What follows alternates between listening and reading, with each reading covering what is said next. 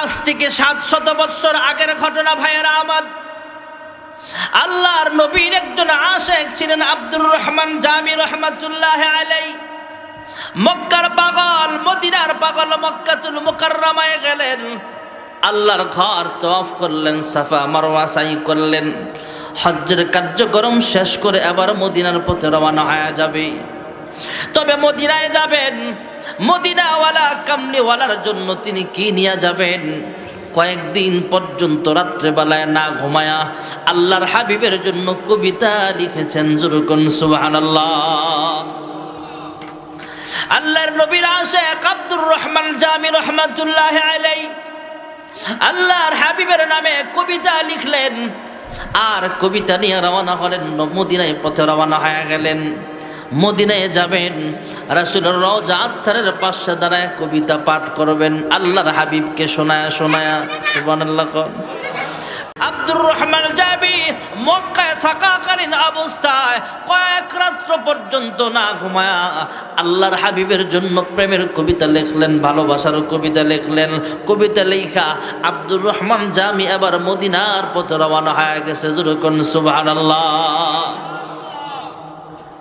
কয়েকশো কিলোমিটার চইলা গেছেন, কয়েকদিন সফর কইরা সফর সমাপ্ত হয়ে যাবে। মদিনার কাছাকাছি যখন চলে গেছে আব্দুর রহমান জামি, এদিক দিয়ে মদিনার বাদশাকে, মদিনা কামনিওয়ালা আল্লাহর হাবিব রাহমাতুল লিল আলামিন, মদিনার যিনি শেখ ছিলেন, মদিনার তৎকালীন যিনি বাদশা ছিলেন 700 বছর আগে, ওই বাদশাকে স্বপ্নে দেখাইলেন আব্দুর রহমান জামি নামে একটা পাগল মদিনায় ঢুকতে চায়, সে যেন মদিনায় ঢুকতে না পারে।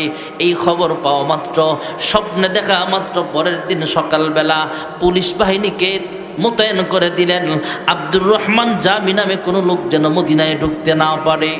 এদিক দিয়ে পরের দিন কামলিওয়ালা পয়গম্বর আলাইহিস সালাম আবার স্বপ্নে দেখায়, হ্যাঁ মদিনার বাদশা, গত রাতে তোমাকে স্বপ্নে দেখিয়েছিলাম আব্দুর রহমান জামি যেন মদিনায় ঢুকতে না পারে। আমি দেখতে পাইলাম সে এখন মদিনার কাছাকাছি চলে আসছে। আগামীকাল সকালবেলা আবার পুলিশ বাহিনী পাঠালেন। পরের দিন পুলিশ পাঠায় আব্দুর রহমান জামিকে খুঁজে পাইল না। তৃতীয় রাতে আবার আল্লাহর হাবিব স্বপ্নে দেখালেন, হ্যাঁ মদিনার বাদশাহ, এই চেহারার একজন মানুষ আমার রওজা আতহারের সামনে আসতে চায়, তার নাম হলো আব্দুর রহমান জামি, সে যেন কোনো ক্রমে মদিনায় ঢুকতে না পারে। আসলেই সে মদিনার দুশমন নয়, আল্লাহর হাবিবের ছিল একটা বড় আশিক। বেশি ইশকের কারণে, বেশি মুহাব্বতের কারণে আল্লাহর হাবিব না করেছেন। কারণ আব্দুর রহমান জামি এমন একজন পাগল ছিলেন, আল্লাহর হাবিবের এমন কবিতা লিখেছেন, সে যদি আল্লাহর হাবিবের রওজার সামনে যায় কবিতাগুলো পাঠ করত, আল্লাহর হাবিবের জন্য ওয়াজিব হয়ে যাইত রওজা আতহার থেকে উঠে তার সাথে মুসাফা করা। তাই আল্লাহর হাবিব রাহমাতুল লিল আলামিন তৃতীয় রাত্রে আবার স্বপ্নে দেখালেন, হ্যাঁ মদিনার বাদশা শোনো, এই চেহারাওয়ালা আব্দুর রহমান জামি যেন মদিনায় ঢুকতে না পারে। আল্লাহর হাবিব রাহমাতুল লিল আলামিন স্বপ্নে দেখাইলেন। এবার পরের দিন বাদশা আরো সচেতন হলেন। পুলিশ বাহিনী, আর্মি, র্যাব, বিডিআর যত বাহিনী আছে, সৌদি আরবের যত বাহিনী আছে সব লাগায়া দিলেন, গোয়েন্দা লাগায়া দিলেন। আব্দুর রহমান জামিও টের পাইছে, এরে মদিনায় ঢুকতে দেওয়া দিবে না, মদিনায় ঢুকতে দেওয়া যাবে না। আব্দুর রহমান জামিকে যেহেতু মদিনায় ব্রেকেট দিয়া ফেলছে, মদিনায় ঢুকতে দেবে না। আব্দুর রহমান জামিও নিয়ত করেছে, যেইভাবে হোক না কেন আমি মদিনায় ঢুকবো। ইজুরকুন সুবহানাল্লাহ। বাদশা প্রশাসন দিয়া সিদ্ধান্ত নিয়ে ফেলেছে আব্দুর রহমান জামি মদিনায় ঢুকতে পারবে না, আর আব্দুর রহমান জামি নিয়ত করছে আমি ঢুকবই। সুবহানাল্লাহ বলে। গোয়েন্দা বাহিনী খবর পাইল, কি ব্যাপার, কোথাও আব্দুর রহমান জামিকে পাওয়া যাচ্ছে না। আর আল্লাহর হাবিব বাদশাকে বলেছেন, হ্যাঁ বাদশা সচেতন হও, আব্দুর রহমান জামি তো মদিনার কাছাকাছি চলে আসছেন, কি করা যায়? পুলিশ বাহিনীকে, র্যাব বাহিনীকে লাগায়া দিলেন, গোয়েন্দা বাহিনী লাগায়া দিলেন, কি করা যায়?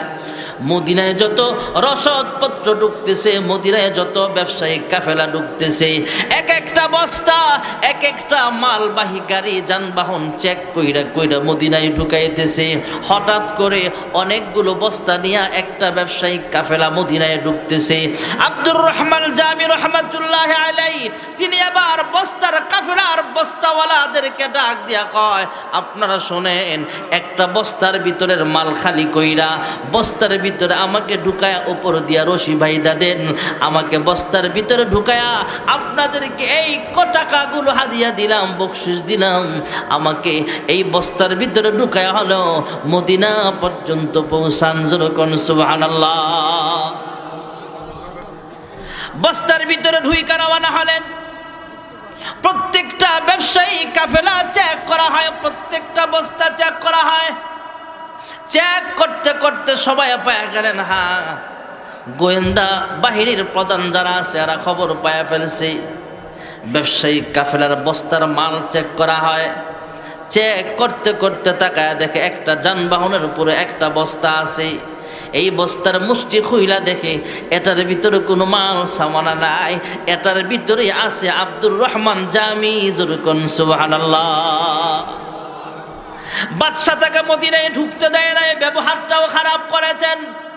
আল্লাহর হাবিব রাতের বেলা আবার বাদশাকে স্বপ্নে দেখায়, হ্যাঁ বাদশাহ, আব্দুর রহমান জামিকে মদিনায় ঢুকতে দেওয়া হবে না, এই নিষেধ আমি করেছিলাম। তার কারণ হলো আব্দুর রহমান জামি আমার কোনো দুশমন নয়, এই আব্দুর রহমান জামি হলো মদিনার ওয়ালার আশিক। যেরকম সুবহানাল্লাহ। এই জন্য যেই কথাটা বলতেছিলাম ভাইয়ারা আমার, আমরা গরিব হতে পারি, টাকা পয়সা নাই, কিন্তু আমাদের মনটা মক্কার জন্য কান্দে, মদিনার জন্য কান্দে। ভাইরা আমার, বন্ধুরা আমার, আপনাদের কাজীপাড়া জামি মসজিদে আল্লাহর কোনো বান্দা বান্দি যদি এক রাকাত নামাজ আদায় করে, তার আমল নামায় আল্লাহ রাব্বুল আলামিন 500 রাকাত নামাজের সওয়াব লিখিয়া দিবে। আর জোরে কম। ঘরে নামাজ পড়লে সওয়াব বেশি না মসজিদে? মহিলারা ঘরে একা নামাজ পড়া, পুরুষ মানুষ মসজিদে আইসা নামাজ পড়লে যেই সওয়াব, মহিলারা ঘরে একা নামাজ পড়লে সেই সওয়াব। বাইতুল মুকাদ্দাস যেই মসজিদ, মসজিদে আকসা, ফিলিস্তিনিরা যে মসজিদ নিয়ে যুদ্ধ করতেছে ভাইরা আমার, মুসলমানরা যেখানে ওই মসজিদ দখল করার জন্য রক্ত ঝরায়, জীবন দিয়া দেয়, এই মসজিদে আকসা হলো মুসলমানদের কাবা। সুবহানাল্লাহ।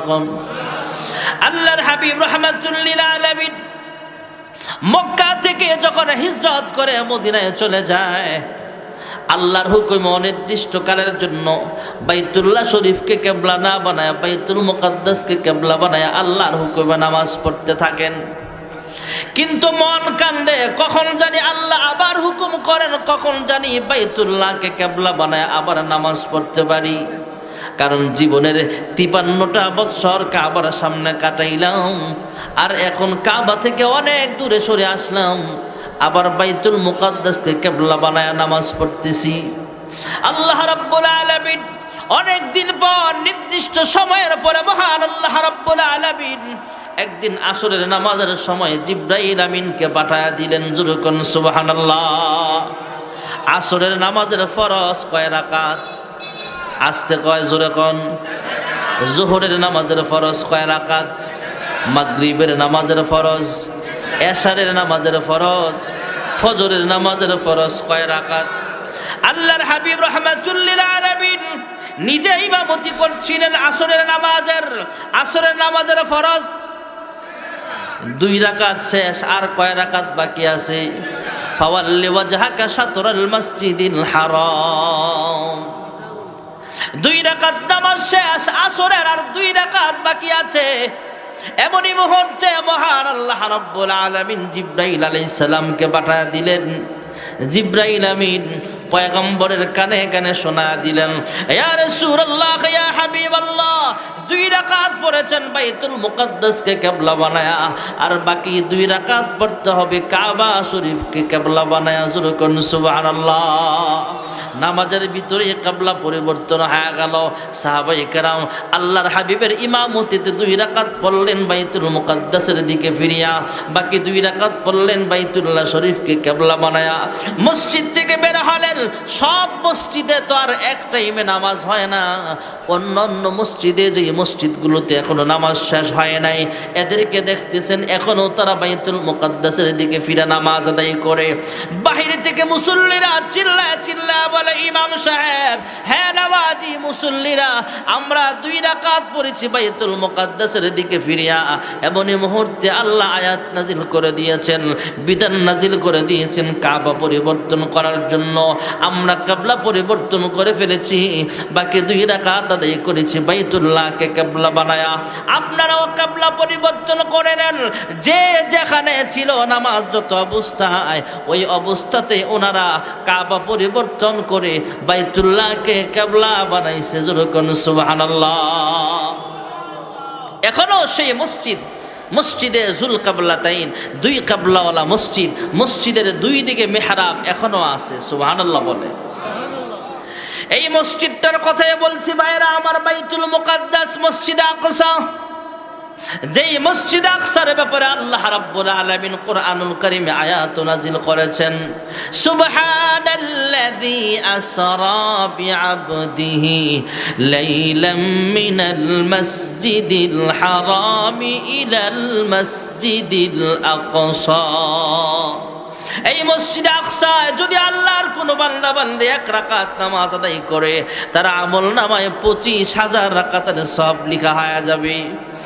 আল্লাহর কোন বান্দা বান্দি যখন মদিনার মসজিদ, যেই মসজিদে নবীর পাশে আল্লাহর হাবিব রাহমাতুল লিল আলামিন শুয়ে আছেন, সেই মদিনার মসজিদে আল্লাহর কোন বান্দা বান্দি যদি 1 রাকাত নামাজ আদায় করে, মহান আল্লাহ রাব্বুল আলামিন তার আমল নামায় 50,000 রাকাতের সওয়াব লিখিয়া দিবে।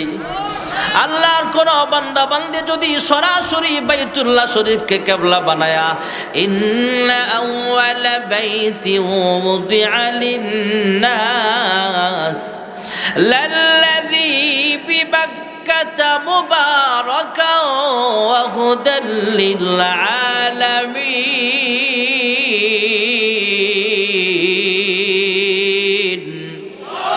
সরাসরি বাইতুল্লাহকে কিবলা বানায়া, সরাসরি বাইতুল্লাহকে সামনে রাখা আল্লাহর যে বান্দা বান্দি 1 রাকাত নামাজ আদায় করবে, আল্লাহ তাআলা তার আমল নামায় 1 লক্ষ রাকাত নামাজের সওয়াব লিখিয়া দিবে।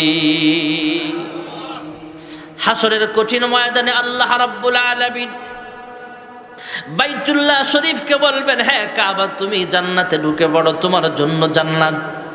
বাইতুল্লাহ বলবে, আল্লাহ আমার দিকে ফিরা তোমার বান্দা বান্দিরা নামাজ আদায় করত।